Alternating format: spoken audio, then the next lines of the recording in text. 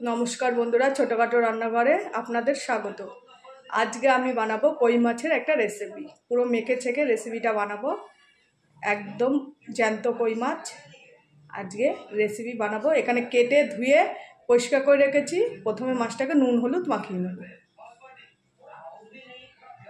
প্রথমে মাছটা রান্না করার জন্য আমি মশলা বেটে নেব। এখানে কয়েকটা শুকনো লঙ্কা, আদা আর কাঁচা লঙ্কা, এই মশলাই আমি বেটে নেব। মশলাটা আমি শিলে বেটে নেব।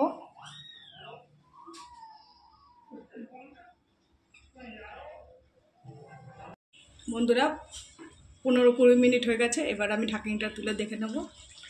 দেখুন মাছ পুরো একদম শুকিয়ে গেছে।